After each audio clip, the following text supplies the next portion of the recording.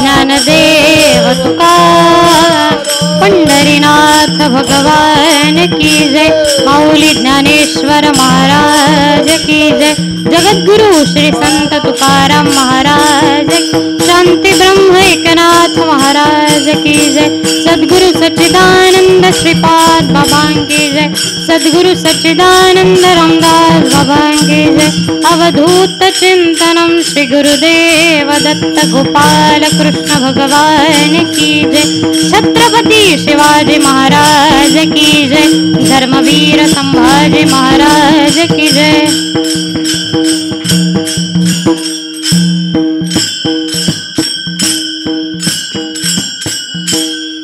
सुंदर ते ध्यान उभे विटेवरी, करकटेवरी ठेवुनिया, तुळसी हार गळा कासे पितांबर, तुळसी हार गळा कासे पितांबर, आवडे निरंतर हेचे ध्यान, मकर कुंडले तळपती श्रवणी, कंठी कौस्तुभमणी विराजित, तुळसी हार गळा कासे पितांबर, आवडे निरंतर हेचे ध्यान, तुका म्हणे माझे हेची सर्व सुख, पाहीन श्रीमुख आवडीने, तुळसी हार गळा कासे पितांबर, आवडे निरंतर हेचे ध्यान, ओम ब्रह्मानंदं परमसुखदं केवलं ज्ञानमूर्ति, द्वंद्वातीतं गगनसदृशं तत्त्वमस्यादिलक्ष्यम्, एकं नित्यं विमलमचलं सर्वधी साक्षीभूतं, भावातीतं त्रिगुणरहितं सद्गुरुं तन्नमामि, श्रीपादनाथं गुरुराजवैर्यं मुमुक्षूणां ज्ञानदानेक्यदक्षं, श्रीघोटिक्षेत्रे निवासिनं तं नमामि वेदविद्यां वरिष्ठं, जयाच्या संगती विराग झाला, मनोदरीचा जडभास गेला, साक्षात परमात्मा मज भेटविला, विसरू कसा मी श्रीपाद पादुकाला, विसरू कसा मी रामदास पादुकाला, महायोग पीठे तटे भीमरथ्यां वरं पुंडरीकाय दातुं मुनीन्द्रे, समागत तिष्ठन्तमानन्दकन्दं परब्रह्मलिङ्गं भजे पाण्डुरङ्गं, पाण्डुरङ्गकरू प्रथम नमन, पाण्डुरङ्गकरू प्रथम नमन, पाण्डुरङ्गकरू प्रथम नमन, पाण्डुरङ्गकरू प्रथम नमन, पाण्डुरङ्गकरू प्रथम नमन, पाण्डुरङ्गकरू प्रथम नमन, पाण्डुरङ्गकरू प्रथम नमन, पाण्डुरङ्गकरू प्रथम नमन, दुसरे चरण संतांची या, दुसरे चरण संतांची या, त्यांच्या कृपादाने कथेचा विस्तारू, त्यांच्या कृपादाने कथेचा विस्तारू, दुसरे चरण संताजिया, दुसरे चरण संताजिया, त्यांच्या कृपादाने कथेचा विस्तारू, त्यांच्या कृपादाने कथेचा विस्तारू, पांडुरंग करू नमन, दुसरे चरण संतांची दुसरे चरण संतांची दुसरे चरण संतांची प्रथम नमन दुसरे चरण संताजिया त्यांच्या कृपादाने कथेचा विस्तारू प्रथम नमन दुसरे चरण संतांची त्यांच्या कृपादाने कथेचा विस्तारू बाबाजी सद्गुरु दास तुका मस्तक हे पायावरी पायावरी मस्तक हे पायावरी मस्तक हे पायावरी या वारकरी संतांच्या वारकरी संतांच्या वारकरी संतांच्या या वारकरी संतांच्या या वारकरी संतांच्या या वारकरी संतांच्या मस्तक हे पायावरी वारकरी संतांच्या ह्या वारकरी संतांच्या मस्तक हे पायावरी वारकरी संतांच्या वारकरी संतांच्या वारकरी संतांच्या मस्तक हे पायावरी या वारकरी संतांची या ओम नमो ज्ञानेश्वरा करुणाकरा दयाळा तुमचा अनुग्रह लाधलो पवन झालो चराचरी मी कळा कुसरी काहीच नेने बोलतो वचने अतिभाविक एका जनार्दनी तुमचा दास त्याची आस पुरवावी जेने धर्म जितविलाची बरी ते संभाजी राजे जानन वाडी कावतरले जयांची कुळी तया श्री छत्रपतींची आचरण कमळी साष्टांग नमन करी तसे विठ्ठल विठ्ठल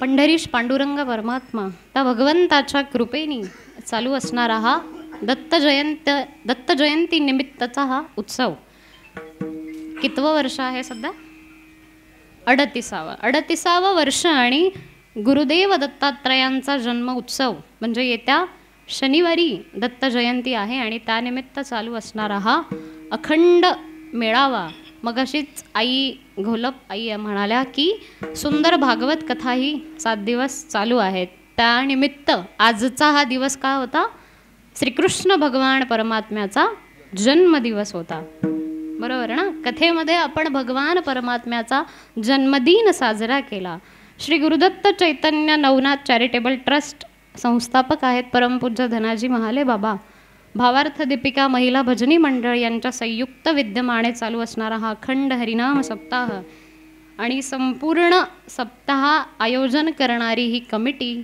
संपूर्ण काजूवाडी वागळे इस्टेट हायवे रोड म्हणजे या छोट्याशा मंदिरामध्ये चालू असणारा हा सुंदर असा मेळावा खरं तर जेव्हा गल्लीत आतमध्ये आलो तेव्हा प्रश्न पडला की आतमध्ये नक्की बसायला तरी जागा असणारं असं मंदिर असेल का पण इथे आल्यानंतर मंदिराची पवित्रता दत्तात्रयांची एवढी सुंदर मूर्ती बघून प्रसन्नता वाटली आणि तुम्हा सर्वांचे एवढे सुंदर चेहरे बघून आज खऱ्या अर्थाने आनंद आहे तुम्हा सर्वांच्या चरणी सप्रेम जय हरी विठ्ठल विठ्ठल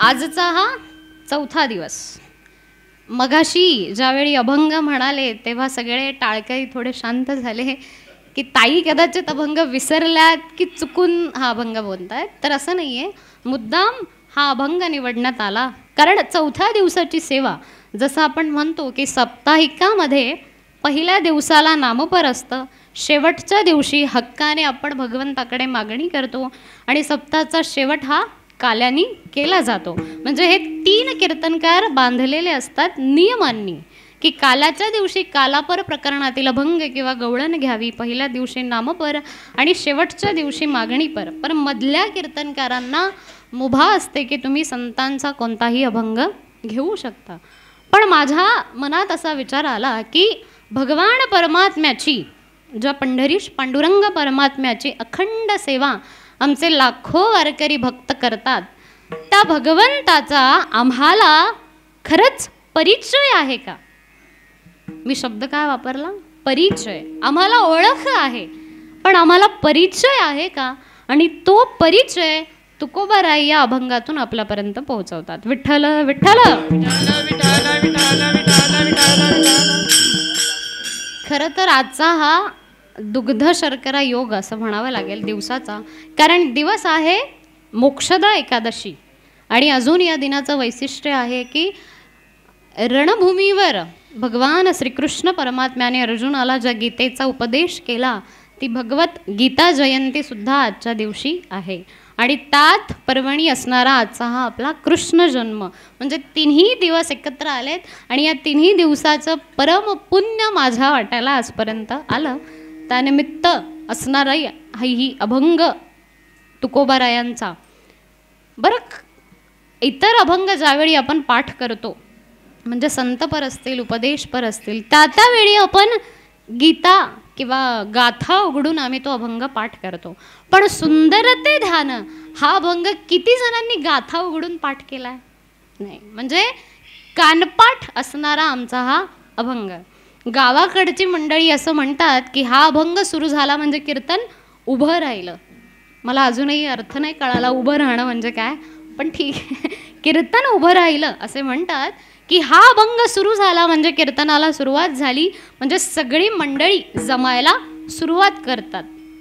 पण सुंदर ते ध्यान हा अभंग जर व्यवस्थित निरीक्षणाने बघितला तर भगवंताचा परिचय देतात, पण ज्या भगवंताचा परिचय देतात त्या भगवंताचं कुठेही नाव नाही आहे. म्हणजे मी जसं म्हणाले की विठ्ठलाचं किंवा पंढरीश पांडुरंग परमात्म्याचा परिचय देतात, पण विठ्ठल किंवा पांडुरंग हा शब्द कोणत्याही चरणात नाही आहे. तुम्ही पुन्हा चरण पहा. सुंदर ते ध्यान उभे विटेवरी करकटेवरी ठेवून या, तुळसीहार गळा कासे पितांबर आवडे निरंतर हेचे ध्यान, मकर कुंडले तळपती श्रवणी कंठी कौस्तुभ मनी विराजित.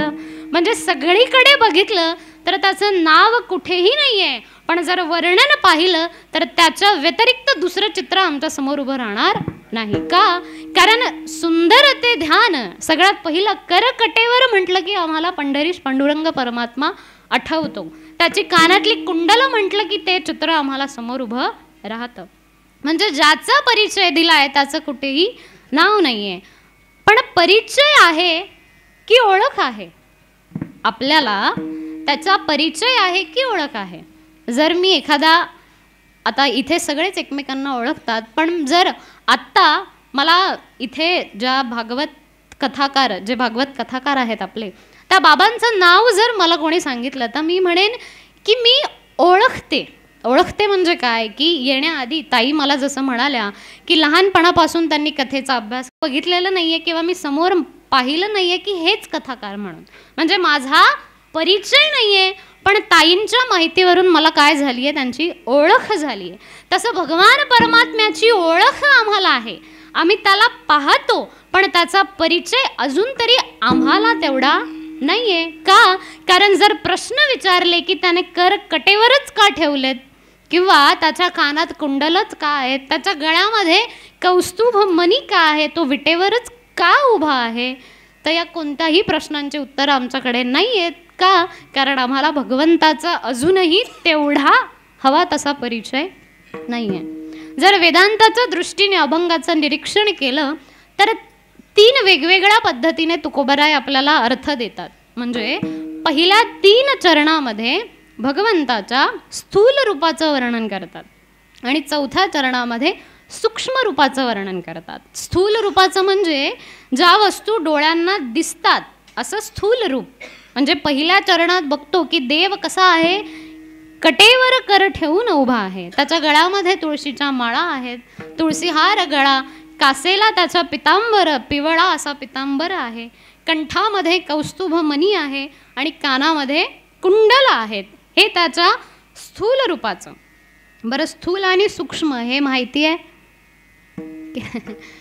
आपण एकमेकांना, म्हणजे मी बोलते आणि तुम्ही ऐकावं अशी माझी इच्छा नाही आहे, आपण सगळेजण एकत्र तुम्हाला समजेल अशा सोप्या भाषेत बोलूया. जर व्यावहारिक उदाहरण घेतलं तर पाणी आम्हाला माहिती आहे, बरोबर? पाण्याचा जर बर्फ झाला तर आम्ही काय म्हणू? बर्फ हे काय आहे? स्थूल रूप आहे. आणि तेच उन्हाने जर पाण्याची वाफ झाली तर वाफ ही काय म्हणू शकतो आम्ही? त्या पाण्याचं सूक्ष्म रूप आहे. मग तसंच भगवंताचं स्थूल रूप म्हणजे ही पहिली 3 चरणं आणि सूक्ष्म रूप म्हणजे कसं आहे तर सुखरूप असा भगवान परमात्मा आहे, जे तुकोबाराय शेवटच्या चरणात म्हणतात की तुका म्हणे माझे हेची सर्व सुख पाहीन श्रीमुख आवडीने. म्हणजे स्थूल आणि सूक्ष्म असं का वर्णन केलं? कारण मानवी दृष्टी किंवा मानवाची बुद्धी अशी आहे की आम्हाला जे डोळ्यांना दिसतं आधी ते बघायची सवय लागली. म्हणजे आता समजा गणपती बाप्पाचे भक्त असतील आणि आपण रस्त्याने चाललोय आणि आपण जर त्यांना म्हणाले ते बघा बाप्पाची मूर्ती, जर मी असं म्हणाले की ते बघा बाप्पाची मूर्ती, तर तो जो माणूस असेल सोबतचा तो आधी आजूबाजूला बघेल काय कुठे दिसते. कारण जोपर्यंत डोळ्यांना दिसत नाही तोपर्यंत आम्ही बाप्पाचं अस्तित्व सुद्धा मानत नाही. मान्य आहे की भगवान परमात्मा आमच्या जवळ आहे, पण तरी सुद्धा जेव्हा आम्ही उच्चार करतो त्यावेळी आम्हाला आजूबाजूला बघायची सवय लागली आहे की कुठे आहे कुठे आहे. मग तसंच तुकोबाराय असं म्हणतात की मानवी बुद्धी अशी आहे की आधी बघायला आवडतं आणि मग सगळं स्थूल रूपाकडे बघितल्यानंतर मग हळूहळू सांगावं लागतं की आता सूक्ष्मतेकडे जा.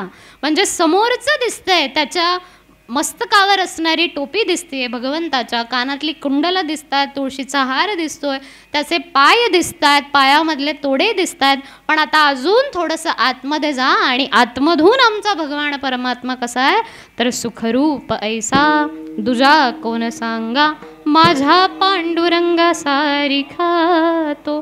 म्हणजे सुखरूप असा भगवान परमात्मा आहे, पण त्याला बघण्यासाठी आम्हाला सूक्ष्मतेकडे जाण्याची गरज आहे. पण त्यासाठी आम्ही स्थूलतेकडे बघतो आणि मग सूक्ष्मतेकडे जातो. जर अजून सोपं उदाहरण द्यावं तर माऊली महावैष्णव ज्ञानोबाराया ज्ञानेश्वरीमध्ये एका चंद्ररेखेचा दृष्टांत देतात. चंद्ररेखा म्हणजे आपण जसं आकाशात बघतो की चंद्राची कळा ही कशी दिवसेंदिवस बारीक होत असते पौर्णिमेपासून अमावस्येपर्यंत. पण अमावस्येच्या आदल्या दिवशी जर आपण आकाशात पाहिलं तर कुठेतरी नाजूक एक चंद्राची रेष आम्हाला दिसते. दोघेजण उभे असतात आणि ते गच्चीवर असतात, स्वतःच्या घराच्या माडीवरच्या गच्चीवर असतात आणि दुसरा एक मनुष्य म्हणतो की ती बघा चंद्राची कोर. माऊली दृष्टांत देतात ज्ञानेश्वरीमध्ये की ती चंद्राची रेखा, चंद्राची कोर तुम्हाला दिसली का? तर बाजूचा माणूस म्हणतो बाबा चष्मा लावलाय तरी सुद्धा मला चंद्राची कोर दिसत नाहीये. मग सांगणाऱ्या माणसाची युक्ती काय असते? बरं ठीक आहे, नाही दिसत आहे ना, मी सांगतो त्या पद्धतीने बघा, तिकडे त्या कोपऱ्यात दिसतीये का? तो म्हणतो नाही दिसत आहे. मग हे म्हणतात ठीक आहे, एक सोपा उपाय करू आपण. आपल्या बाजूला म्हणजे घराच्या बाजूला असणारं झाड दिसतंय, ते म्हणतात हे काय माझ्या हाताला लागतंय, हे झाड आहे. ते म्हणतात झाडाच्या शेंड्याकडे बघा, ते म्हणतात हा दिसला शेंडा. मग आता शेंड्यावरती असणारी शेवटची फांदी, त्या फांदीकडे बघा, फांदी दिसली? हा माणूस म्हणतो दिसली. बरं फांदीच्या एकदम कोपऱ्याला शेवटचं पिवळसर झालेलं पान दिसतंय? हा म्हणतो दिसतंय. मग आता पानाच्या थोडंसं बाजूला बघा, तिथे आकाशामध्ये तुम्हाला चंद्राची कोर दिसेल. मग हा माणूस म्हणतो हा बाबा दिसली. म्हणजे ज्यावेळी डायरेक्ट दाखवलं तेव्हा आम्हाला चंद्र दिसला नाही, पण आम्ही टप्प्याटप्प्यानुसार काय केलं, आधी झाड पाहिलं, झाडाची फांदी पाहिली, शेवटचं टोक पाहिलं आणि टोकाची शेवटचा पान बघितलं. ते दिसल्यानंतर पुढे दर्शनास आलं की त्याच्या बाजूला एक बारीक रेष आहे चंद्राची. मग तसंच भगवंताचा परिचय देताना आपण तुकोबाराय म्हणतात की आधी त्याचं मस्तक बघा, तुळशीचे हार बघा, कौस्तुभमणी बघा, त्याचे चरण बघा, हे सगळं बघा आणि हे दिसल्यानंतर आता अजून सूक्ष्म आतमध्ये जा, तर तिथे तुम्हाला दिसेल की सुखरूप असा भगवान परमात्मा निर्गुण निराकार अवस्थेमध्ये सुद्धा भक्तांसाठी उभा आहे. हे पहिला प्रकार झाला. जर दुसऱ्या प्रकाराकडे गेलो तर तुकोबाराय आधी रूपाचं वर्णन करतात आणि मग स्वरूपाचं वर्णन करतात.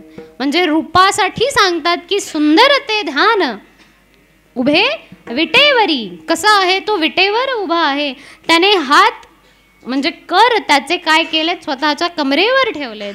तुळशीहार गळा कासे पितांबर, हे सगळं कशाचं वर्णन आहे, त्या भगवंताच्या रूपाचं वर्णन करतात. आणि चौथ्या चरणात त्याच्या स्वरूपाचं वर्णन करतात की रूपाने नटलेला हा भगवान परमात्मा स्वरूपाने कसा आहे, सुखरूप आहे. जर अजून वेगवेगळी प्रमाणं पाहिली तर भगवंताच्या रूपाचं वर्णन करणारी अनंत प्रमाणं आम्हाला दिसतात. त्याच्यामध्येच तुकोबाराय त्यांच्या अभंगामध्ये म्हणतात की तो भगवान परमात्मा कसा आहे, पांडुरंग कांती म्हणताय. पांडुरंग कांती दिव्य तेज झळकती, रत्न किळ फाकती प्राभा, अगणित लावण्य तेज पुंजळले, न वर्णवे तेची शोभा, न वर्णवे तेची शोभा, कानडाऊ विठ्ठलू कर्नाटकू, कानडाऊ विठ्ठलू कर्नाटकू,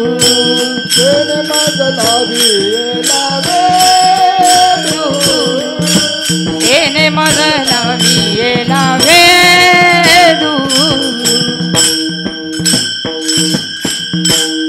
पांडुरंग कांती दिव्य तेज झळकती, रत्न किळ फाकती प्रभा, अगणित लावण्य तेज पुंजाळले, न वर्णवे तेची शोभा, कानडा हो विठ्ठलू कर्नाटकू, येणे मज लावी लावे धू. कसा आहे पांडुरंग कांती दिव्य तेज झळकती. अजून एका अभंगात असं वर्णन करतात, लावण्य सुकुमार मदनाचा पुतळा, राजस सुकुमार मदनाचा पुतळा, राजस कुमार मदनाचा पुतळा, राजस कुमार मदनाचा पुतळा,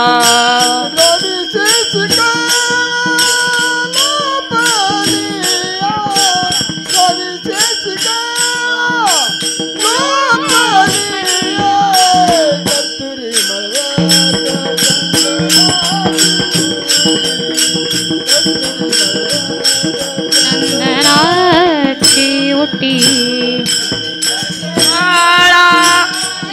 लोपलिया, रवी शशी काळा लोपलिया, कस्तुरी मळवट चंदनाची ओटी, कस्तुरी मळवट चंदनाची ओटी. राजस सुकुमार मदनाचा पुतळा, रवी शशी कळा लोपलिया, राजस सुकुमार मदनाचा पुतळा.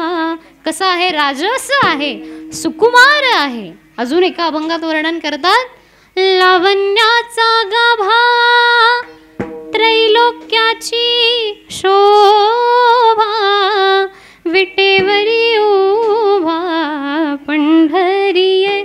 कसा आहे, लावण्याचा गाभा आहे आणि असा हा सुंदर सुकुमार परमात्मा त्या विटेवरती उभा आहे.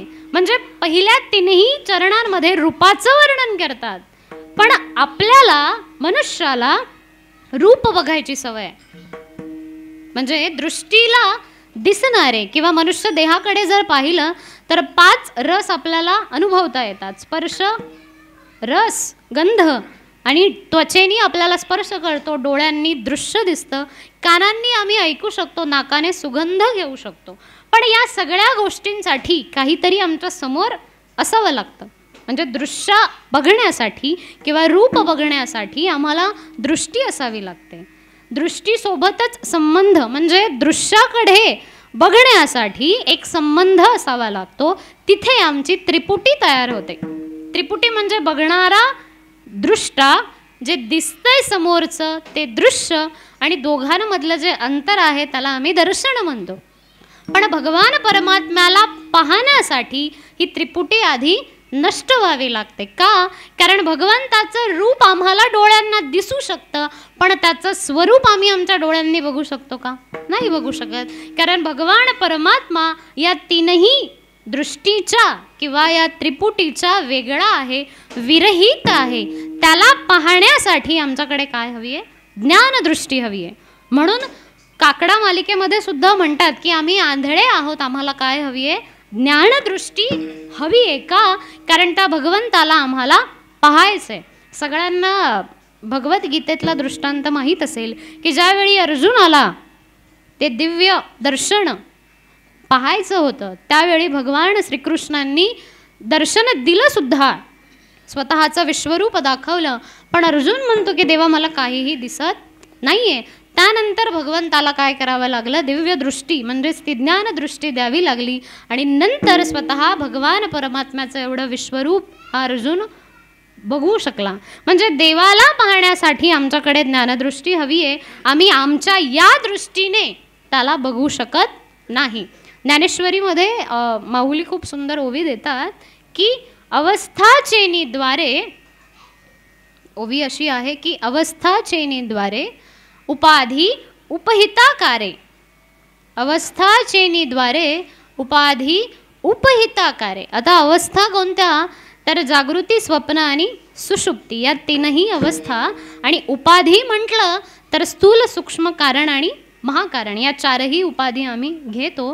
पण त्याचा पुढची अर्धी ओवी सांगते की भावातीत रूप सरे दर्शन होतं. म्हणजे भावातीत असणारा असा हा भगवान परमात्मा. इथे जगाची व्याख्या देतात माऊली कशी?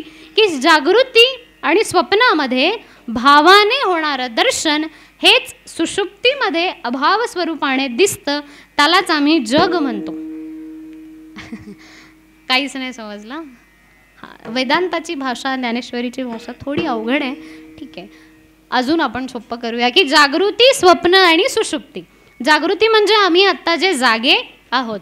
स्वप्न म्हणजे आम्ही झोपेत असतो पण आम्हाला स्वप्न पडतं, याचा अर्थ आम्ही पूर्ण झोपेमध्ये नसतो. म्हणजे दुसरी अवस्था ही स्वप्नाची, आणि तिसरी सुषुप्ती म्हणजे जिथे आम्ही गाढ झोपेत असतो, आजूबाजूला काय चाललंय याचं काहीही भान आम्हाला नसतं. म्हणजे जागृतीमध्ये आम्ही या जगाशी व्यवहार करतो, स्वप्नामध्ये सुद्धा आमच्या स्वप्नात आजूबाजूचे विचार चालू असतात, पण सुषुप्तीमध्ये जग आम्हाला दिसत नाही. म्हणजे जागृती आणि स्वप्न या दोन्ही अवस्थांमध्ये भावरूपाने प्रगटणारं, सुषुप्तीमध्ये अभावरूपाने प्रगटतं असं असणारं हे जग, ते जग आम्हाला डोळ्यांना दिसतं, पण सुषुप्तीमध्ये आम्ही त्याचा उपभोग घेत नाही. आणि भगवान परमात्म्याकडे जर बघितलं तर या सगळ्यांच्या पलीकडे असणारा हा भगवान परमात्मा आहे. म्हणजे एखादाही गुण, एखादी उपाधी किंवा एखादी अवस्था ही आम्ही त्या भगवंताला लावू शकत नाही. म्हणून उपाधी उपहिताकारे, देव कसा आहे? त्या उपाधीच्या पलीकडे, उपाधी वेगळे तुम्ही निर्विकार असा हा भगवान परमात्मा आहे. म्हणून त्याच्या स्वरूपाकडे बघण्यासाठी आम्हाला कशी हवी आहे? ज्ञानदृष्टी हवी आहे. जर संतांकडे बघितलं, संतांची चरित्र बघितली तर संतांना, नामदेवांना कशामध्ये देव दिसला? सगळे झोपले नाही. कोणामध्ये दिसला? कुत्र्यामध्ये देव दिसला. मग त्यांनी कुत्रा म्हणून रूप बघितलं की त्याच्या आतमध्ये असणारा भगवान परमात्म्याचं स्वरूप बघितलं, आतमधलं स्वरूप बघितलं. आम्ही काय बघतो? आम्ही रूपाकडे बघतो. आणि कुत्रा जर आमच्या पंक्तीत आला तर आम्ही काय करतो? वा वा, खरं बोलतात माणसं, काय की काठी मारून त्याला बाहेर काढतो. पण नामदेवांना कुत्र्यामध्येही देव दिसला आणि त्याच्या मागे आमचा नामा धावतोय आणि म्हणतो की अरे तुपाची वाटी घे भगवंता, कोरडा रोटा खाऊ नकोस. नामदेवांना कुत्र्यामध्ये दिसला आमच्या नाथ बाबांना गाढवामध्ये दिसला. त्यांनी आणलेलं काशीचं पवित्र पाणी गाढवाला तहान लागली म्हणून तिथे पाजलं. का? कारण त्याच्यामध्ये असणारा भगवान परमात्मा त्यांनी ओळखला. नवे नवे आमच्या तुकोबांना भूतामध्ये पण दिसलं. ही कथा तेवढी माहीत नसेल, पण भगवान परमात्मा हा भूतामध्ये कसा? तर गावामध्ये, तुकोबांच्या गावामध्ये एक विहीर असते आणि त्या विहिरीमध्ये ते भूत असतं. हे त्या साधकाला, त्या गावाच्या, त्या विहिरीच्या बाजूला राहणाऱ्या त्या घरातल्या माणसाला माहीत असतं. पण तो म्हणतो की तुकोबांची खोड मोडूया, म्हणून तो म्हणतो की बाबा त्या विहिरीमध्ये जा, तुम्हाला पाणी प्यायचं ना, तुम्हाला विहिरीमध्ये पाणी भेटेल. तुकोबाराय आमचे जातात, विहिरीत खाली उतरतात, ते भूत समोर येतं. त्यावेळी आपण असतो तर आपण काय केलं असतं? घाबरून आम्ही पळालो असतो. पण आमचे तुकोबाराय तर भूतासमोर हात जोडतात आणि म्हणतात की अरे भगवंता, हे तुझं रूप चांगलं नाही रे, मला चालेल, पण माझ्या भक्तांना किंवा माझ्यासोबत असणाऱ्या बाकीच्यांना जर त्यांनी तुझं हे असं स्वरूप, असं जर रूप बघितलं तर सगळे घाबरतील आणि पळून जातील. तू असं करू नकोस, तुझं हे रूप बदल आणि राजस सुकुमार असणारं असं रूप माझ्या समोर येऊ दे. तिथे काय होतं? तुकोबांना दर्शन होतं. म्हणून असं म्हणतात की जसं नामदेवांना कुत्रामध्ये दिसला, आमच्या नाथ बाबांना गाढवामध्ये दिसला, तसंच तुकोबारायांना सुद्धा काय झालं? त्या भूतामध्ये देव दिसला. मग हे तिन्ही जर आपण आपल्या दृष्टीने बघितले असते तर आम्हाला काय दिसलं असतं? फक्त रूप दिसलं असतं. पण संतांनी स्वरूपाच्या दृष्टीने त्यांच्याकडे बघितलं म्हणून सगळं जग त्यांना कसं दिसतंय? भगवंतमय दिसतंय. म्हणून तीनही चरणामध्ये रूपाचा परिचय झाल्यानंतर शेवटच्या चरणामध्ये सुखरूपतेचं म्हणजे त्याच्या स्वरूपाचं वर्णन करतात की बहुत सुकृताची जोडी. जसं आपण म्हणतो रूप पाहता, त्याचं शेवटचं चरण काय? सर्व सुखाचे आगर बाप रखुमा देवीवर, सर्व सुखाचे आगर म्हणे नरहरी सोनार. म्हणजे भगवान परमात्मा कसा आहे? सुखरूप आहे. पण मला प्रश्न पडतो कधी कधी की तुळशीच्या माळा किंवा पितांबर किंवा अबीर बुक्का या सगळ्या गोष्टी तुकोबाराय आवर्जून म्हणतात की त्याच्याकडे बघा, या सगळ्या गोष्टी बघा. पण या सगळ्या गोष्टी आम्हाला पंढरपूरला गेल्यावर दुकानात दिसत नाहीत का? दिसतात ना. पंढरपूरला गेल्यानंतर आम्ही चंद्रभागेला निघालो की आजूबाजूला जे दुकानं असतात त्या दुकानांमध्ये सगळ्या तुळशीच्या माळा दिसतात, अबीर बुक्का सुद्धा दिसतो आणि पिवळं वस्त्र सुद्धा आम्हाला सगळीकडे दिसतं. मग या गोष्टी बघण्यासाठी भगवंताकडे बघायचंय का? हा की नाही? नाही. कारण काहीतरी कारण आहे म्हणून भगवंताने या सगळ्या गोष्टी धारण केलेल्या आहेत. सगळ्यात पहिल्यांदा तर भगवंताचे हात कमरेवर का आहेत? बरोबर ना. आतापर्यंत आम्हाला ही कथा माहिती आहे की पुंडलिकासाठी आमचा देव 28 युग त्या विटेवर उभा आहे आणि विटेवर उभं राहताना त्याने कमरेवर हात घेतले. पण कमरेवर हात घेण्यामागचं कारण आहे जे आद्यगुरु शंकराचार्य, आपण पहिल्यांदा नमनाच्या वेळी जे पांडुरंग अष्टक म्हणतो त्याच्यामध्ये आता मिठी आम्हाला काय करायचंय? भगवंताच्या पायाला मिठी मारायची आहे. का? कारण भवसागराचं पाणी देवाने काय केलंय? कमरेपर्यंत थोपवून धरलंय. म्हणजे कमरेवर हात ठेवण्याचं कारण म्हणजे हे आहे. पुढे अजून गेलो तर वीट,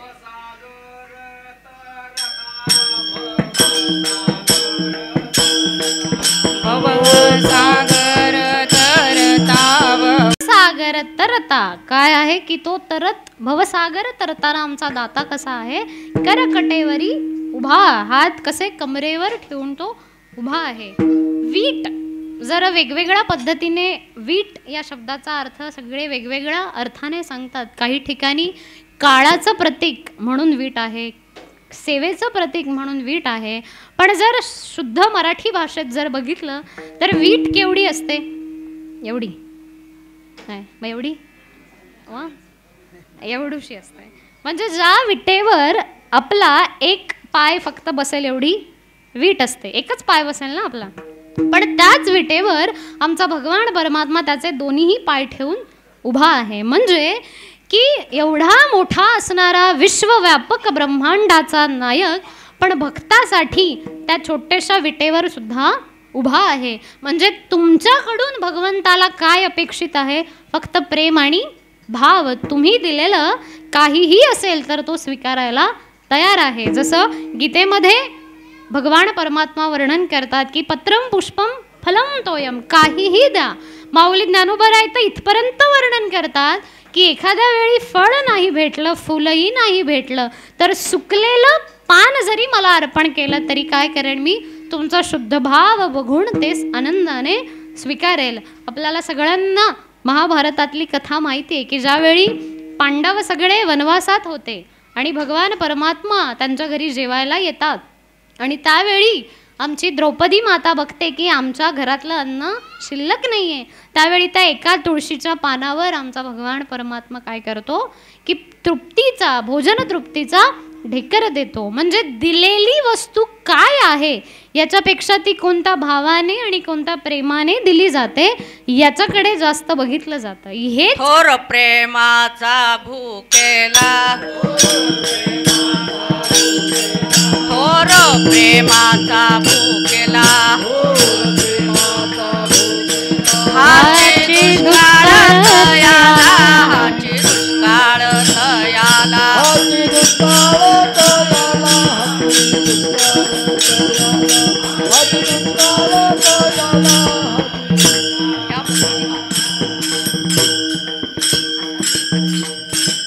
थोर प्रेमाचा भुकेला, हाची दुष्काळ तयाला. म्हणजे कशाची भूक आहे? तर प्रेमाची भूक आहे. त्या भगवंताला फक्त प्रेम हवंय, भाव हवाय.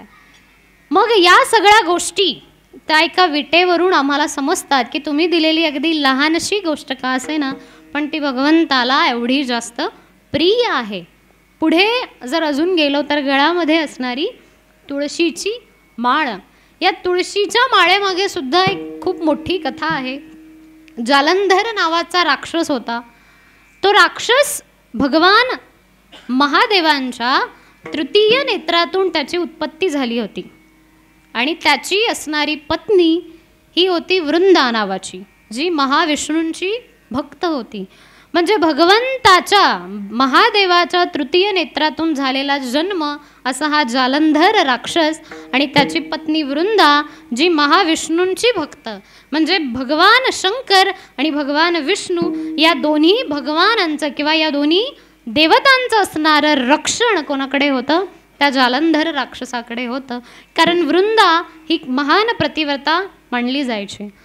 त्यावेळी राक्षसाने केलेला उन्माद हा थांबवण्यासाठी आता काहीतरी केलं पाहिजे. पण दोघांची शक्ती, जिथे विष्णूंची आणि शंकराची शक्ती एकत्रित आहे, अशा राक्षसाला आपण मारू शकत नाही असे सगळे देव म्हणाले. मग त्याला मारण्यासाठी काय करावं लागेल? तर स्त्रीचा पतिव्रता धर्म हा खूप मोठा असतो. तो जर भंग पावला तर आपण त्या राक्षसाला मारू शकतो. मग त्यासाठी स्वतः महाविष्णू काय करतात? जालंधराचं रूप धारण करतात आणि खाली येतात. आणि त्यावेळी वृंदाला, म्हणजेच त्यांची असणारी भक्त, पण जालंधराचा अवतार घेतल्यानंतर, ते रूप घेतल्यानंतर वृंदा कोण झाली? स्वतःची पत्नी झाली. मग त्यांनी तिला आवाज दिला. त्यावेळी ती वृंदा पूजा तिथे ठेवते बाजूला आणि बाहेर येते आणि पतींना, म्हणजेच त्या जालंधराला विचारते की तुम्ही जी आता महायुद्ध करून आलात त्याच्यामध्ये तुम्ही विजयी झालात ना? तर ते म्हणतात, स्वतः विष्णू म्हणून अवतारात आलेले ते म्हणतात हो. मग ही वृंदा काय करते? स्वतःचे पती म्हणून त्या जालंधराला मिठी मारते आणि ज्या ठिकाणी ती मिठी मारते त्या ठिकाणी तिचं पतिव्रता धर्म हा नष्ट होतो. का? कारण स्वतःचा पती सोडून दुसऱ्याला मिठी मारल्यानंतर पतिव्रता धर्माला एक कालिमा लागते आणि त्यावेळी तिकडे वरती काय करतात? इंद्रदेव आणि सगळे देव त्या जालंधर राक्षसाला मारतात. कारण पतिव्रतेचं पुण्य कमी झाल्यानंतर त्याला मारणं सहज शक्य झालं. त्याला मारल्यानंतर ही वृंदा सती जाते. पण सती जाताना भगवान विष्णूंना शाप देते.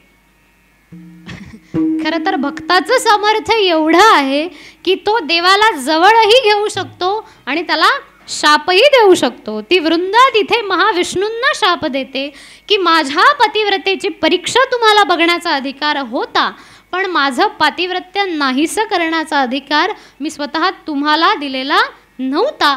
तरीसुद्धा आज तुम्ही हे कृत्य केलं.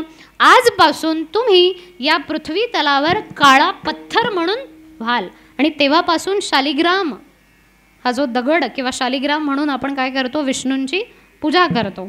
पण त्यावेळी तो शाप दिल्यानंतर स्वतः वृंदा म्हणते की माझ्या पतींना मारलं, पण माझ्या पतिव्रतेसाठी मला काहीतरी वरदान द्या. आणि ते वरदान असं असावं की कायम मला तुमच्यासोबत सहवासात राहता येईल. कारण आत्तापर्यंतचं आयुष्य मी काय केलं आहे, महाविष्णूंच्या पूजेमध्ये घालवलं आहे आणि त्याच भगवंताच्या चरणाजवळ मला वास्तव्य मिळावं अशी अपेक्षा व्यक्त करतात. तेव्हा भगवंत काय करतात, त्या चितेतून ती राख उचलतात, ती जमिनीवर टाकतात आणि तिथे 2 वृक्ष तयार होतात. पहिलं म्हणजे तुळस आणि दुसरं म्हणजे आवळा. म्हणून असं म्हणतात की आवळ्याचं झाड कधी तोडायचं नाही आणि तुळशी विवाहाच्या दिवशी आपण काय करतो, तुळशीमध्ये तो आवळा ठेवतो. म्हणजे तुळस आणि आवळा हे दोन्ही वृक्ष तिथे उगम पावतात आणि त्यापैकी एक म्हणजे तुळस. ती तुळस आपला भगवान परमात्मा अखंड स्वतःच्या गळ्यामध्ये धारण करतो आणि त्याच्या सगळ्या भक्तांना सुद्धा काय म्हणतो की तुळशीची माळ गळ्यामध्ये धारण करा. असा हा तुळशीहार गळा. तुळशीहार गळा कासे पीतांबर, तुळशीहार गळा कासे पीतांबर,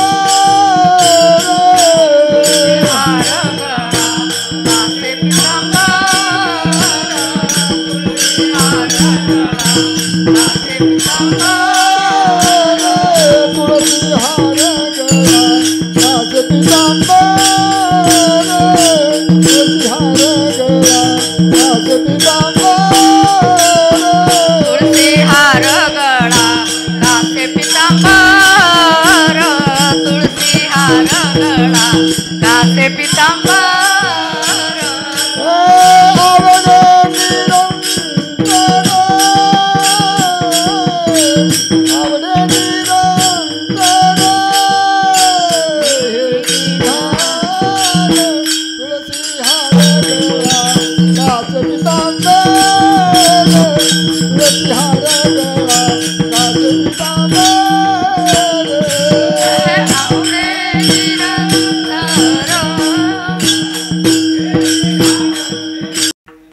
तुळशीहार गळा कासे पितांबर. बाबांनी डायरेक्ट दुसऱ्या चरणावर उडी मारली, पण ठीक आहे, असो. विठ्ठल विठ्ठला.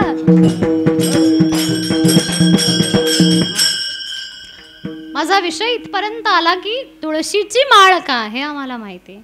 त्याच्या पुढे मकर कुंडले, कानामध्ये माशाच्या आकाराची कुंडलं म्हणजे कानातलं किंवा कुंडलं आहे. कथा अजून एक आहे की एक भक्त 2 मासे घेऊन जातो भेटीला वगैरे वगैरे, मग तो देव स्वीकारतो, अशी कथा आहे. पण शास्त्रानुसार जर पाहिलं तर महाविष्णूंचा मत्स्य अवतार होता. त्यावेळी मत्स्य अवतार झाल्यानंतर त्या मास्याने विनवणी केली की भगवंताच्या जवळ कायम स्वरूपी वास्तव्य व्हावं, असा आम्हाला वर द्यावा. तेव्हा महाविष्णूंनी वरदान दिलं होतं की कृष्ण अवतारानंतर द्वापार युगामध्ये ज्यावेळी तो अवतार संपवल्यानंतर मी पंढरीश पांडुरंग परमात्मा म्हणून जेव्हा अवतार धारण करेन तेव्हा मी काय करेन, कानामध्ये मत्स्य ही कुंडलं धारण करेन. म्हणून भगवंताच्या कानामध्ये कुंडलं असतात आणि कौस्तुभमणी कंठामध्ये. तर ज्यावेळी अमृत मंथन झालं त्यावेळी निघालेलं एक रत्न म्हणजे हा कौस्तुभमणी, तो भगवंताने आपल्या कंठामध्ये धारण केला आहे. म्हणजे सगळ्या अवतारामध्ये किंवा या सगळ्या 3ही चरणांमध्ये भगवंताच्या या अलंकारासहित भगवंताचा स्वभाव आम्हाला सांगितला जातो की प्रत्येक गोष्टीमागे असणारं शास्त्रीय कारण आणि प्रत्येक गोष्टीचा असणारा विचार. याच्या पुढे जाऊन जर बघितलं तर तटस्थ लक्षण आणि स्वरूप लक्षण या दोन्ही पदांनी तुकोबाराय आपल्याला या अभंगाचं विवरण देतात. तटस्थ लक्षण म्हणजे काय आणि स्वरूप लक्षण म्हणजे काय. एक छोटासा दृष्टांत बघूया की मला एखाद्या गावामध्ये जायचं आहे. मी गावामध्ये आले किंवा समजा मी इथेच आले, ज्यावेळी आम्ही रस्त्यावरून आलो त्यावेळी तिथे आल्यानंतर आम्ही विचारलं की दत्त मंदिर कुठे आहे, म्हणजे माझं साध्य काय आहे, दत्त मंदिर. पण तिथल्या माईने सांगितलं की या रस्त्याने सरळ पुढे जा, हे जे उजवं घर दिसतंय त्या घरापासून तुम्ही उजवीकडे जा. मला पत्ता काय सांगितला की उजव्या घरापासून उजवीकडे आतमध्ये वळा. तिथून आम्ही आलो, आतमध्ये वळालो. पण पुढे आल्यानंतर समजा आम्हाला उत्तर असं मिळालं की ते कावळा बसलेलं जे घर आहे ना, त्या घरापासून तुम्हाला डावीकडे आतमध्ये गेल्यानंतर मंदिर दिसेल. आता कावळा बसलेलं घर, कावळा उडू शकतो का? नाही उडत, उडतो ना. म्हणजे कावळा बसलेलं घर हे तटस्थ लक्षण झालं का? कारण कावळा उडून दुसऱ्या घरावरही बसू शकतो. मग तिथे मी म्हणायचं का नाही या घरावरचा कावळा तिकडे गेलाय, आता तिकडून मला डावीकडे वळायचंय. असं केलं तर मी या पूर्ण गल्लीमध्ये फिरत राहीन, पण मला दत्त मंदिर सापडणार नाही. पण असंही झालं आणि त्याच्या पुढे एक माणूस म्हणतो की बाबा, त्या काळ्या रंगाचा जो दरवाजा आहे त्या दरवाजाच्या बाजूलाच काय आहे, दत्त मंदिर आहे. मग काळ्या रंगाचा दरवाजा आणि दत्त मंदिर हे दोन्ही काय झालं, एकत्र झालं ना. कारण काळा रंग हा कधीही उडून जाऊ शकत नाही आणि त्याच्या बाजूलाच असणारं दत्त मंदिर म्हणजे काळ्या दरवाजापर्यंत जर आम्ही पोहोचलो तर दत्त मंदिर आम्हाला भेटू शकतं. म्हणजे काळा रंगाचा दरवाजा हे काय झालं, स्वरूप लक्षण झालं. आणि कावळा बसलेलं घर हे काय झालं, तटस्थ लक्षण झालं का? कारण कावळा हा उडून जाऊ शकतो. म्हणजे तटस्थ लक्षण म्हणजे त्याचा परिचय करून देतात पण त्या साध्याशी एकरूपता नसते. कळालं? तसंच भगवंताच्या जर रूपाकडे बघितलं तर मी पहिलं काय म्हणाले की कर कटेवर ठेवणारा आमचा हा भगवान परमात्मा हे त्याचं तटस्थ लक्षण आहे की स्वरूप लक्षण आहे? आता सांगितलं ना मी, एवढंच उत्तर पाहिजे. तटस्थ लक्षण की स्वरूप? तटस्थ लक्षण. का? कारण विटेवर हात असणारा भगवान हा अर्जुनाच्या वेळी महायुद्धामध्ये त्याचे हात कुठे होते? धनुष्याला नव्हते. धनुष्य बाण घेतलाच नाही हातामध्ये. त्यांनी काय केलं, सारथी म्हणून त्या घोड्याची रशी, कलाम, लगाम आपल्या हातामध्ये होती. कोणाच्या? भगवंताच्या. कारण तोच कृष्ण अवतार पुढे पांडुरंग अवतारात आला. म्हणजे तिथे काय होते, हात कटेवर नव्हते. ज्यावेळी, बरं ठीक आहे बाकी अवताराचं जाऊ द्या, आपण याच अवतारात बघूया. जनाबाईचं दळण दळताना हात कुठे होते? कुंटाला होते. शेणाच्या गोवऱ्या थापताना हात कुठे होते? शेणावर होते. म्हणजे कटेवर असणारे हात हे काही कारणाने का होईना खाली आले. बरोबर ना? नामदेवाच्या घरी ताटात जेवताना सुद्धा हात कसे कटेवरून येऊन पुढे ताटामध्ये अन्न ग्रहण करायला गेले. म्हणजे कटेवर असणारे हात हे भगवान परमात्म्याचं काय आहे, तटस्थ लक्षण आहे. अजून पुढे काय म्हणू शकतो, विटेवर उभा असणारा भगवान परमात्मा तो विटेवरून खाली उतरलाच नाही का? कधी उतरला? कधी? बरोबर, नामदेवरायांच्या घरी ज्यावेळी दिवाळीचा सण आला, नामदेवा राऊळाशी गेला. काय म्हणाला, भगवंता घरी जेवायला चला. त्यावेळी देव का म्हणतो, मी उतरतो खाली पण या जागेवर कोणीतरी उभं राहायला पाहिजे. त्यावेळी कोण उभं राहतं? नामदेव महाराज स्वतः त्या विटेवर उभे राहतात. म्हणजे विटेवरून आमचा भगवान परमात्मा खाली उतरतो. जनाबाईकडे जाताना विटेवरून खाली उतरतो. नाथ बाबांच्या घरी कावडीने पाणी वाहताना सुद्धा तो काय करतो, विटेवरून खाली उतरला. म्हणजे विटेवर उभा राहणारा भगवान हे काय आहे, त्याचं तटस्थ लक्षण आहे. अजून पुढे जाऊया. पितांबरधारी काय म्हणतो आपण, पितांबर. तो पितांबर कधी त्याचा सटकला? नाचता नाचता देवाचा गळला पितांबर, सावध होई देवाई से बोले कबीर, सावध होई देवा बोले कबीर. नाचता नाचता देवाचा गळला पितांबर,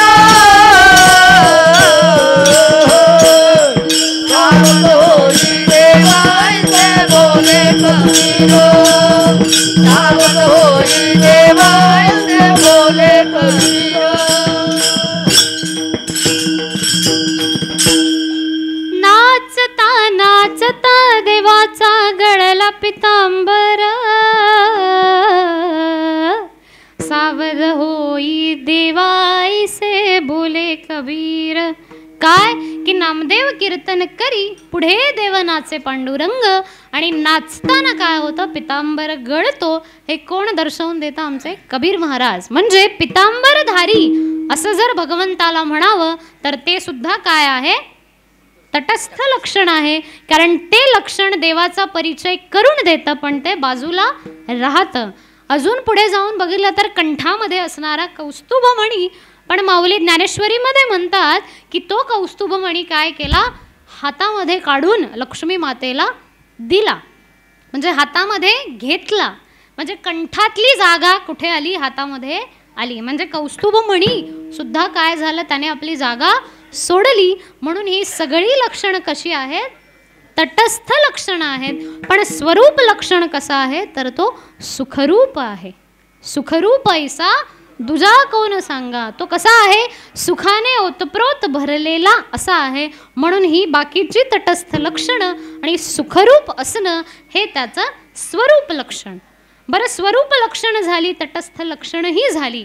पण पहिलाच शब्द तुकोबराय म्हणतात की देव कसा आहे, सुंदर आहे. हे एक वेळ कृष्ण अवतारामध्ये म्हटले असते तर आम्हाला पटलं असतं, नाही का? का कारण एवढा सुंदर भगवान परमात्मा, त्याच्या डोक्यावर काय आहे, मोरपीस आहे, हातामध्ये बासरी आहे, चेहऱ्यावर स्मित हास्य आहे, निळा असा वर्ण आहे आणि पायाची तिठी आहे. हे जर रूप आम्ही बघितलं तर आम्हाला वाटतं की किती सुंदर आहे. पण भगवंताकडे म्हणजे पंढरीश पांडुरंग परमात्म्याकडे बघून असं वाटतं का सुंदर आहे? पंढरपूरला गेलात की नाही गेलात? मग पंढरपूरला गेल्यानंतर ज्यावेळी देवाकडे बघतो त्यावेळी ही मूर्ती खूप सुंदर आहे असं म्हणतात, सगळेच म्हणतात. अरे वा, चांगलं आहे, ठीक आहे. पण जर एका वेगळ्या दृष्टीने बघितलं, सौंदर्याच्या दृष्टीने बघितलं तर दोन प्रकार आहेत, एक रूपात्मक सुंदरता आणि एक गुणात्मक सुंदरता. म्हणजे रूपाने भगवान परमात्मा सुंदरही आहे, पण तो गुणाने पण सुंदर आहे असं म्हणतात. काय असं म्हणतात ते बघू आपण पुढे. समजा व्यवहारातलं उदाहरण घेतलं तर मुलगी बघताना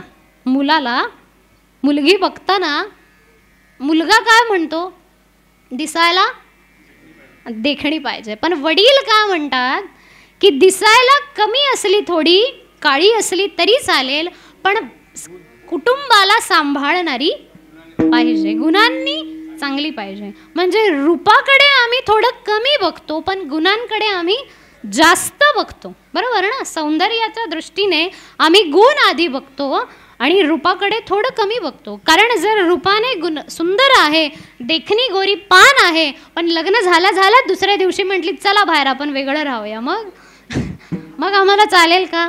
नाही चालणार. कारण जिथे चांगले गुण आहेत तिथे रूपाने थोडी काळी असली तरी आम्ही काय म्हणतो, अरे चालेल, काळी जरी असली तरी माझी सून काय आहे, चांगली आहे. का? कारण सगळ्यांना सांभाळून राहते. तसंच भगवान परमात्मा रूपाने सुंदर आहे की गुणाने सुंदर आहे? कसा? बरं, रूपाने का नाही मग सुंदर? रूपाने पण आहे. नक्की काय ते ठरवा, रूपाने की गुणाने? दोन्ही. भक्ताला दोन्ही सारखे आहेत. पण एखादा नवीन माणूस गेला आणि त्याने जर बघितलं तर तो म्हणेल अरे काळा कुट्ट भगवान परमात्मा आहे. बरोबर ना? दगडासारखा काळा कुट्ट असा दिसणारा त्याचा चेहरा आहे. अजून थोडं बारकाईने बघितलं मूर्तीकडे तर चेहऱ्यावर असे दिसतात ना, आम्हाला खड्डे असे दिसतात. म्हणजे रूपाकडे बघायला गेलं तर काळा कुट्ट असा भगवान परमात्मा आम्हाला समोर दिसतो. आणि गुणांनी चांगला आहे असं तुम्ही म्हणालात तर मला विचारायचं आहे की श्रीकृष्ण भगवंताच्या अवतारामध्ये लोकांच्या घरी चोऱ्या करणं हा चांगला गुण आहे? नाही. मग पण देवच होता ना, म्हणजे रूपाने तो चांगला नाहीये ना. अरे तरी हा म्हणते, पण मी नाही म्हणते. का? कारण रूप जर बघितलं तर आम्हाला गोरा रंग आवडतो. बरोबर ना? गोरा रंग असला की आम्ही म्हणतो रूपवान आहे. पण काळ्या रंगाचा भगवान आम्हाला रूपवान वाटत नाही. म्हणजे रूपाने तो दिसायला चांगला बरोबर, शाब्बास. खरे नाही म्हणताय ना, ते पण पुढे सांगू आपण. पहिलं काय, रूपाने चांगला दिसत नाही. गुण जर बघायला गेले तर द्वापार युगामध्ये लोकांच्या घरी एकही घर सोडलं नाही, सगळ्या घरांमध्ये चोऱ्या केला. चोऱ्या करणं हा गुण चांगला आहे की वाईट आहे? वाईट आहे. बरं, लग्न करावी तर 16,108 पत्न्यांसोबत लग्न केली, वाईट आहे की चांगलं आहे? हा, चांगलं आहे तर आपण पण करावं मग, नाही ना? नाही, म्हणजे हा गुणही कसा आहे, वाईट आहे. अजून थोडं बघावं तर महाभारतामध्ये एका तरी कौरवाला शुद्ध पद्धतीत मारलंय का यांनी? नाही मारलंय. द्रोणाचार्य, बरोबर ना, अर्जुनाचे गुरु द्रोणाचार्य, त्यांना मारताना काय सांगितलं की तुमचा मुलगा अश्वत्थामा मेला. पण कोण मेला होता? हत्ती मेला होता. म्हणजे तिथेही कूटनीती वापरली की हत्ती मेला, पण सांगताना सांगितलं की मुलगा मेला. बरोबर ना, की अश्वत्थामा मेला. तिथे कूटनीती वापरली. मल्लयुद्धामध्ये म्हणजे गदा युद्धामध्ये एक नियम असतो की मांडीवर कधीही प्रहार करायचा नाही. तरीही दुर्योधनाला मारताना भीमाला काय सांगितलं की तू मांडीवर प्रहार कर. का? कारण मांडी ही वज्राची झालेली नाहीये. म्हणजे तिथेही कूटनीती वापरली. बरं, ज्यावेळी दुर्योधनाला त्याच्या आईने बोलवलं होतं की डोळ्यांमधली शक्ती दिल्यानंतर संपूर्ण शरीर वज्राचं होणार, तेव्हा हा दुर्योधन काय अतिशय प्रेमाने आनंदाने संपूर्ण निर्वस्त्र होऊन आईच्या समोर चालला होता. बरं, हे चांगलं होतं की वाईट होतं? चांगलं होतं ना, कारण आई समोर जाताना मुलाला कोणतीही लज्जा नसते. तो तसाच निघाल्यावर भगवान परमात्मा मध्ये आले आणि काय म्हणतात, अरे एवढा मोठा घोडा झालायस, आई समोर असाच जाणार का तू? काहीतरी पानं तरी बांधून जा. म्हणजे ती पानं बांधल्यामुळे काय झालं, ती मांडी वज्राची झाली नाही. का? कारण ती जर वज्राची झाली असती तर दुर्योधनाला मारता आलं नसतं. महावीर महापराक्रमी कर्ण, त्याला कसं मारलं की युद्धातून रणभूमीमधून बाहेर नेलं, त्या चिखलामध्ये त्या कर्णाचं चाक अडकवलं आणि मग अर्जुनाला सांगतात आता बाण मार. धनुर्विद्येचाही हा नियम आहे की समोरच्याच्या हातात जर धनुष्य नसेल तर तुम्ही त्याला मारू शकत नाही. पण तरी कर्णाला मारायला काय सांगितलं? अर्जुनाला सुद्धा भगवान परमात्मा म्हणतात की तू कर्णाला मारू शकत नाहीस, एवढा वीर पराक्रमी आहे. तुला काय करावं लागेल, आत्ता ज्यावेळी तो रथ बाहेर काढतोय तेव्हाच तुला मारावं लागेल. म्हणजे संपूर्ण महाभारतामध्ये किती राजकारण केलं याने. आता राजकारण करणं हा चांगला गुण आहे की वाईट गुण आहे? हाही वाईट गुण आहे. आता खोड्या किती सांगायला पाहिजेत, नको ना. कालाच्या कीर्तनामध्ये आम्ही सगळ्या खोड्या ऐकतो की एका स्त्रीची वेणी आणि त्यांच्या पतीची दाढी या दोघांची गाठ मारतो कोण? श्रीकृष्ण भगवान परमात्मा. स्त्रीची दाढी माझी वेणी काय केलं? गाठ बांध. डोईची गाठ देऊन. आता ही गाठ बांधणं ही चांगली गोष्ट आहे का? आपल्या पोराने करू द्या बरं हे असं. मग तुम्ही काय कराल? म्हणाल नाही का माझा कृष्ण आहे हा? म्हणाल? नाही म्हणणार. म्हणजे या सगळ्या गोष्टी करणं म्हणजे गुणांनी सुद्धा काय आहे तो भगवान परमात्मा नाहीये चांगला. पण या दोन्हींकडे बघण्यासाठी आपला दृष्टिकोन कसा आहे हे महत्त्वाचं. जसं बाबा सांगायच्या आधीच पहिलं वाक्य ते म्हणाले की रूपांनी आणि गुणांनी भगवंत हा भक्ताला दोन्ही बाजूनी सारखाच आहे. म्हणजे गुणांनी आणि रूपांनी हे कसाही असला तरी देव आमच्यासाठी काय आहे? सुंदरच आहे. या सुंदरतेचं वर्णन माऊली ज्ञानोबा त्यांच्या एका अभंगामध्ये करतात. विठ्ठल विठ्ठल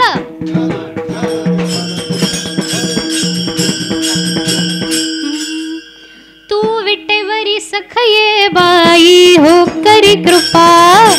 तू विटेवरी सखये बाई हो करी कृपा. तू विटेवरी सखये बाई हो करी कृपा. तू विटेवरी सखये बाई हो करी कृपा. सावळे सुंदरी हो करी कृपा. तू सावळे सुंदरी हो करी कृपा. तू सावळे सुंदरी हो करी कृपा. तू सावळे सुंदरी हो करी कृपा. माझे मन लाग तुझे बाई हो करी कृपा. माझे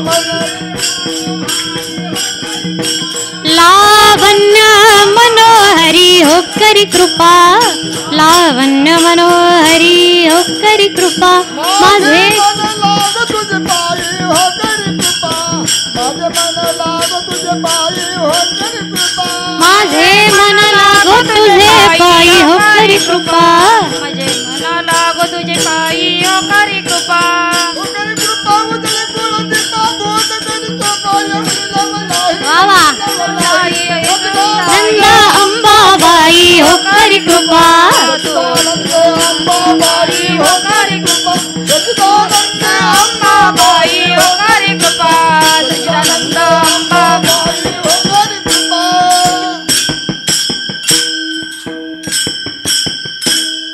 अभंग 3च चरणाचा आहे पण 5 ओळी मिळून पहिलं चरण तयार होतं. तू विटेवरी सखये बाई हो करी कृपा तू विटेवरी सखये बाई हो करी कृपा तू सावळे सुंदरी हो करी कृपा तू सावळे सुंदरी हो करी कृपा निज भक्ता करुणा करी हो करी कृपा निज भक्ता करुणा करी हो करी कृपा लावण्य मनोहरी हो करी कृपा लावण्य मनोहरी हो करी कृपा. म्हणजे सगळ्या चरणांमध्ये काय वर्णन आहे की लावण्य मनोहर सुंदर असा आमचा भगवान परमात्मा आहे. का? कारण भक्ताच्या दृष्टीने तो भगवान परमात्मा कसा दिसतो? सुंदर साकार असा आम्हाला दिसतो. मग रूपांनी आणि गुणांनी नाही तर सगळ्याच बाजूने तो कसा आहे? सुंदर आहे आणि तो आमच्यासाठी आम्हाला सुंदर दिसतो. म्हणून अभंगाचं प्रथम चरण. ध्यान उभे विटेवरी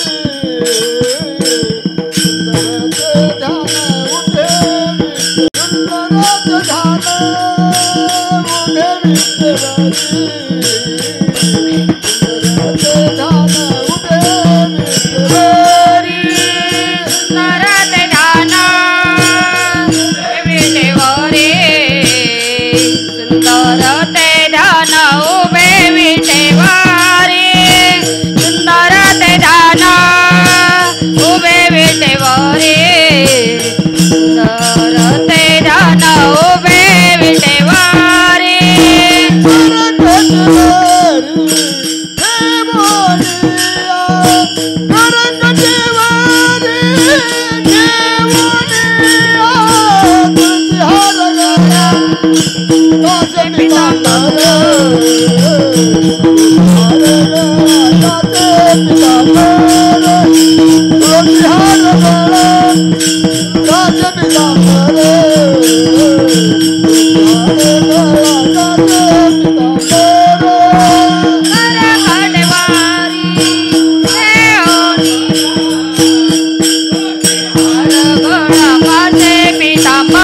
सुंदर ते ध्यान म्हणजे म्हणून हा सुंदर शब्द तुकोबांना घालावासा वाटला की भगवान परमात्मा हा दिसायला आणि गुणांनी याही पलीकडे भगवान हा भक्ताच्या दृष्टीने कसा असतो?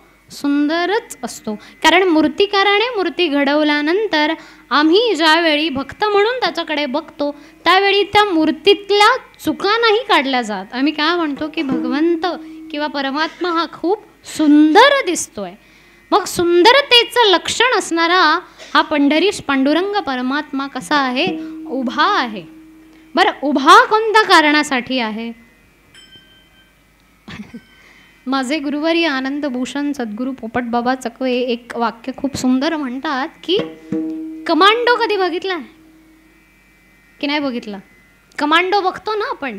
म्हणजे भारताच्या भूमीवरती रक्षणासाठी उभे असणारे जे कमांडर आहेत ते कसे असतात? झोपलेले असतात. मग शस्त्रधारी रेडी पोझिशनला उभे असतात. ज्यावेळी त्यांच्या लीडरकडून त्यांना ऑर्डर मिळते की शूट, त्यावेळी आजूबाजूला कोणाला शूट करायचे काहीही बघत नाहीत, शूटिंग चालू होते. म्हणजे एका सेकंदाचा नाही तर अर्ध्याही सेकंदाचा विलंब न लावता ते त्या शूटिंगच्या पोझिशनमध्ये उभे असतात. ते जर बसले खाली आणि मग त्यांच्या लीडरने ऑर्डर दिली शूट, मग ते उभे राहून त्यांची बंदूक घेईपर्यंत समोरचा आपल्यावर चालून येणार. म्हणजे स्वतः रेडी पोझिशनमध्ये राहणारे कसे असतात, कमांडो असतात. मग माझे गुरुवर्य खूप सुंदर वाक्य म्हणतात की आमचा भगवान परमात्मा हा कमांडो पोझिशनमध्ये उभा आहे. का? कारण जर झोपलेला असता तर भक्ताने हाक दिल्यानंतर उठून त्याच्यापर्यंत जाईपर्यंत भक्ताचं संकट अर्ध्या जास्त संकटामध्ये तो जाईल. तो कमांडो पोझिशनमध्ये म्हणजे कटेवर कर ठेवून उभा आहे. ज्यावेळी भक्त हाक मारेल त्यावेळी उडी मारून तो लगेच भक्तापर्यंत पोहोचतो. हाके सरसी उडी घालोनिया स्तंभ फोडी, म्हणजे या कारणासाठी तो उभा आहे. बाबा खूप सुंदर दृष्टांत देतात की अकबर आणि बिरबल या दोघांचं एकदा भांडण होतं आणि भांडणामध्ये बिरबल म्हणतो की देवा, आमच्या मंदिरामध्ये आमच्या पंढरीश पांडुरंग परमात्म्याचा आषाढी कार्तिकी निमित्त सोहळा आहे, मला आजचा दिवस कामकाजातून रजा हवी आहे. तर त्यावेळी अकबर बादशाह असं म्हणतो की अरे बिरबला, तुम्ही नेहमीच तुमच्या वारीला कशाला जाता? आषाढी आली चला वारीला, कार्तिकी आली चला वारीला, मध्येच आळंदी आली चला वारीला, एकादशी आली चला मंदिरात, कोणाच्या घरी भजन असलं चला भजनाला. माझा अनुभव सांगते, ऑफिसमधले किंवा बाकीचे सगळे म्हणतात तुला काम नसतं काही झालं की मी चालले कार्यक्रमाला. आपला आनंद काय हे त्यांना नाही सांगू शकत आपण. तसंच बिरबल सुद्धा अकबराला म्हणतो की राजा, तुम्हाला माहीत नाही आमचा भगवंत कसा आहे, पण आम्ही दिलेल्या एका हाकेवर तो आमच्यासाठी धावून येतो. तर अकबर बादशाह म्हणतो, का देवाला काही कामधंदे नाहीत का तुमच्या? का? कारण कोणीही हाक मारावी आणि त्याने धावत यावं, एवढे अखंड अगाध भक्त आहेत त्याचे. त्या भक्तांमध्ये कोणीही हाक मारली तर तो लगेच कसं काय धावून येऊ शकतो? त्याने त्याच्यासाठी काय केलं पाहिजे, त्याचे एक बॉडीगार्ड नेमले पाहिजेत किंवा सेक्रेटरी ठेवले पाहिजेत. आपण म्हणतो ना की मंडळाच्या अध्यक्षापर्यंत आपण आपली बातमी डायरेक्ट नाही घेऊन जात, कोणतरी सेक्रेटरी असतो, कोणतरी दुसरा पदाधिकारी असतो, मग आपण म्हणतो की अध्यक्षापर्यंत ही बातमी पोहोचवा. तसा अकबर बादशाह म्हणतो की डायरेक्ट देवानी येण्यापेक्षा त्याने काहीतरी स्वतःचे रक्षक आजूबाजूला ठेवले पाहिजेत की भक्तांनी हाक दिली की तू जा बाबा, मोठं काम आलं की मग मी येतो असं म्हणायला पाहिजे. तर बिरबल बादशाह म्हणतो बरं ठीक आहे. का? कारण शेवटी राजाच आहे, राजाला आपलं मत पटवून देणं हे खूप अवघड असतं. का? कारण बिरबल हा त्याचा सेवक आहे आणि राजा म्हणजे उच्च पदवी. जसं आम्ही मुलं म्हणतो की आमची एखादी गोष्ट घरी आईवडिलांना समजावून देणं खूप कठीण असतं, मग त्यांना उदाहरणं देऊन समजून सांगावं लागतं की अगं आई असं आहे, मग इकडे जाऊ दे तिकडे जाऊ दे, अशा अनेक गोष्टी आहेत. म्हणजे समजवण्यासाठी कालावधी लागतो, समजवण्यासाठी थोडासा वेळ लागतो. मग बिरबल म्हणतो की चालेल ठीक आहे, मी तुम्हाला या गोष्टीचं निराकरण नंतर कधीतरी सांगेन. आता आपल्याला बाहेर फिरायला जायचं आहे. तुम्ही म्हणाला होतात की राणी साहेबांना घेऊन आपल्याला बाहेर नगरामध्ये जायचं आहे, त्याची वेळ होतीये, आपण जाऊया. आपण गेलो की तिथे तुमचं दर्शन होईल आणि मग मी माझ्या कार्यक्रमाला पुढे जाईन. तर त्यावेळी ते नदीतून पलीकडे जायचं असतं. मग ते नदीमध्ये बिरबल येतो, बिरबलासोबत 2 सेवक येतात, राजा येतो आणि राणीही येते आणि राणीच्या मांडीवरती राणीचं छोटं बाळ असतं. एका वर्षाचं बाळ असेल जे मांडीवर झोपलेलं असतं. त्यावेळी हे सगळे जातात आणि ज्यावेळी बोटीमध्ये बसतात, बोटीमध्ये बसल्यानंतर ते 2 नाबाडी बोट हाकण्याचं काम करतात. माझा दृष्टांत चालू आहे की राजा अकबर बादशाह राणीसोबत बोटीमध्ये बसलेत, राणीच्या मांडीवर तिचं छोटंसं बाळ आहे, स्वतः बिरबल बाजूला बसलाय, 2 सेवक बसलेत आणि 2 नावाडी, असे एवढे त्या होडीत बसलेत आणि नदीच्या अलीकडून पलीकडे त्यांना जायचं आहे. ज्यावेळी नाव अशी सुरू होते, मध्यावरती येते, त्यावेळी बिरबल बादशाह हा राणीच्या बाजूला बसलेला असतो, कारण नाव छोटी असते. तो बिरबल बादशाह काय करतो की राणीच्या हातामधलं बाळ घेतो आणि पाण्यात टाकतो. बापरे. म्हणून म्हणतात की मातेचं प्रेम हे खूप उदंड असतं. एवढी कथा ऐकून पण त्यांना असं वाटलं बापरे. ठीक आहे, पुढची कथा ऐका की ते बाळ तो घेतो आणि पाण्यात टाकतो. त्यावेळी राजा काय करतो की काहीही विचार न करता स्वतः पाण्यामध्ये उडी मारतो आणि ज्यावेळी त्या बाळाला बाहेर काढतो त्यावेळी बघतो तर बाळ नसतं, एक कापडी बाहुली ठेवलेली असते.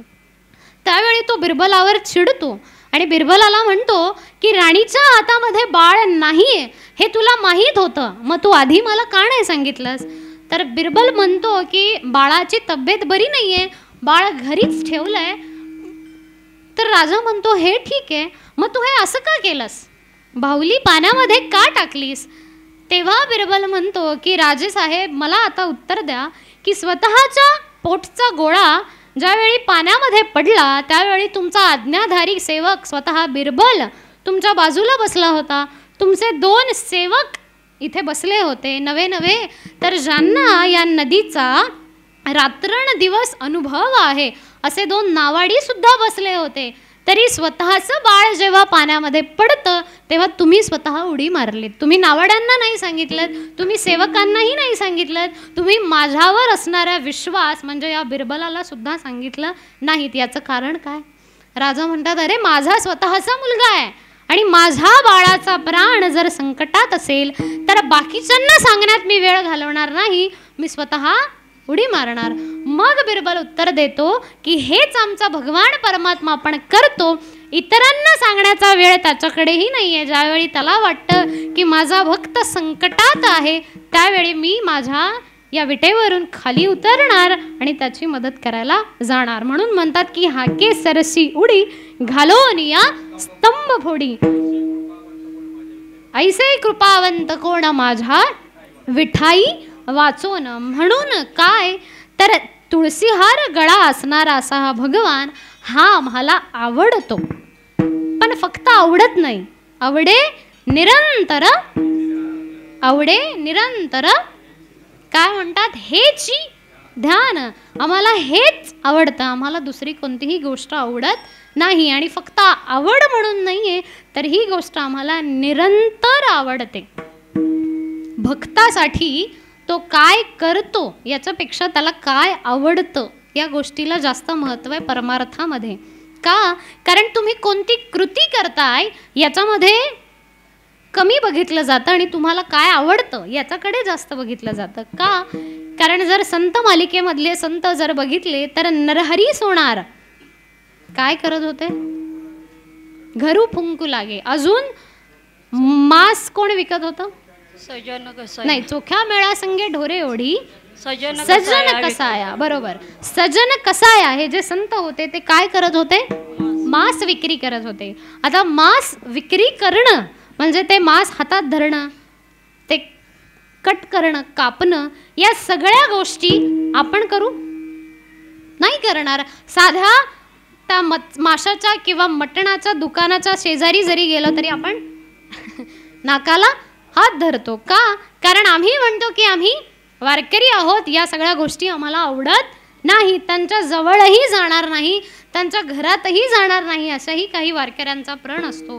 हात लावणं तर लांबची गोष्ट आहे. पण सजन कसाया हा एक श्रेष्ठ भक्त किंवा श्रेष्ठ संत मानले जातात. साक्षात भगवंताने त्यांच्यासोबत काय केलंय? मांस विकायला त्यांच्या बाजूला बसलाय. मग आता विचारायचं आहे की भक्ताची क्रिया महत्त्वाची आहे की त्याच्या ठिकाणी असणारी भगवंताची आवड महत्त्वाची? आवड महत्त्वाची. म्हणजे विकायला जरीही मांस विकत असले तरी त्यांच्या मनामध्ये मात्र भगवंताची आवड आहे. म्हणून आज संत परंपरेमध्ये एक संत म्हणून त्यांना ओळखलं जातं. आमची जनाबाई गौऱ्या विकत होती किंवा गौऱ्या करत होती, तरी करण्याची क्रिया जरी वेगळी असली तरी आवड कोणती आहे? भगवंताची भक्ती आणि प्रिय आहे. तो ऐका प्रकार नामाचा उच्चार रात्र दिवस, नामाचा उच्चार रात्र दिवस.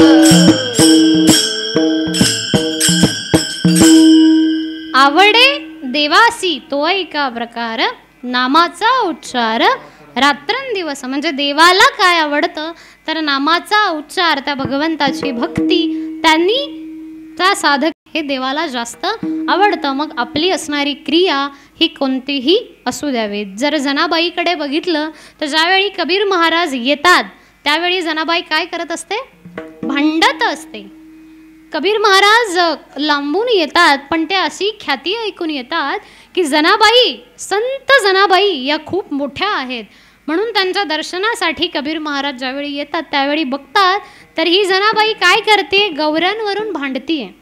आणि का भांडतीये तर माझ्या 10 गौऱ्यांमधल्या 5 गौऱ्या तू घेतल्यास. कबीर महाराजांना वाटतं की एका शुल्लक शेणाच्या गौरीसाठी जी बाई एवढी कचाकचा भांडतीये तिला संत कसं काय म्हणू शकतो? नाही म्हणता येणार. पण त्यांना राहावत नाही म्हणून ते पुढे येतात आणि ते म्हणतात की माई, तुम्ही दोघी का भांडत आहात? तर जनाबाई म्हणते की कबीर महाराज, माझ्या गौऱ्या हिने चोरल्या.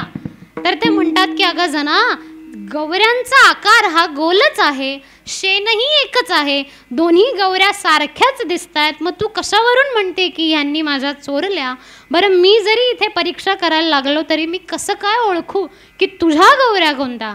तेव्हा जनाबाई म्हणते की माझ्या गौऱ्या कानाला लावून बघा, ज्या गौरीतून विठ्ठल विठ्ठल आवाज येईल ती म्हणजे जनाबाईची गौरी. आणि साक्षात कबीरांनी जेव्हा हे पाहिलं की खरंच गौरीमधून विठ्ठल आवाज येतोय, ही फक्त कथा वाटत असेल सगळ्यांना पण हा भाव आणि हे प्रेम त्या कथेमधलं आजही खरंच आहे. कारण गौऱ्या करताना जनाबाईचं काय चालू होतं? नामस्मरण आणि चिंतन चालू होतं. आणि तेव्हा कबीरांना कळतं.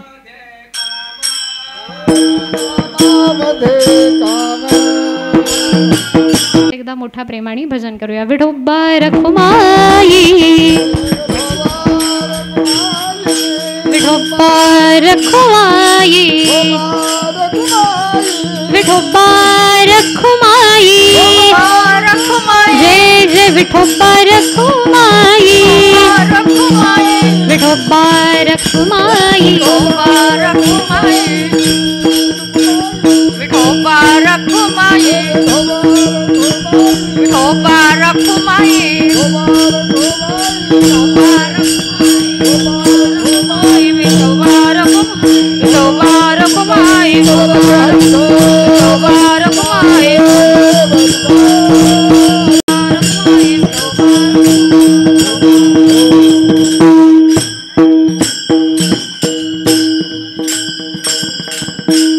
सुंदर ते ध्यान उभे विटेवरी.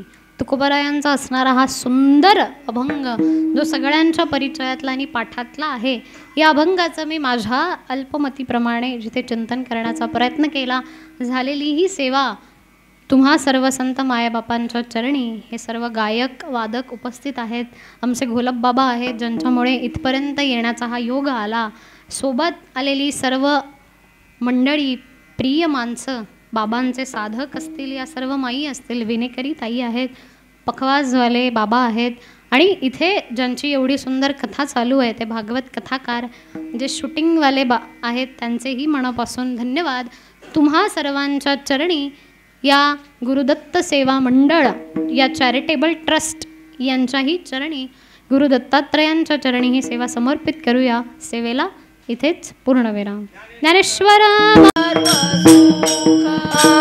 तुका म्हणे माझे हेचे सर्व सुख, तुका म्हणे माझे हेचे सर्व सुख, तुका म्हणे माझे हेचे सर्व सुख, तुका म्हणे माझे हेचे सर्व सुख. पाहिना श्रीमुख आवडीने, पाहिना श्री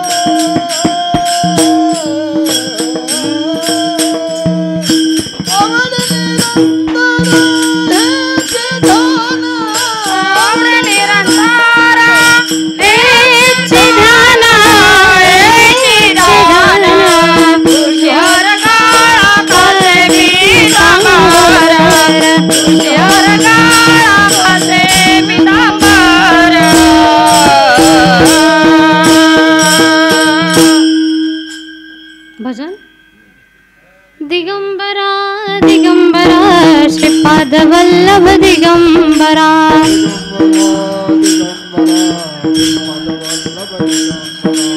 दिगंबरा दिगंबरा श्रीपाद वल्लभ दिगंबरा दिगंबरा दिगंबरा श्रीपाद वल्लभ दिगंबरा श्रीपाद वल्लभ दिगंबरा वल्लभ दिगंबरा श्रीपाद वल्लभ दिगंबरा वल्लभ दिगंबरा दिगंबरा दिगंबरा श्रीपाद वल्लभ दिगंबरा दिगंबरा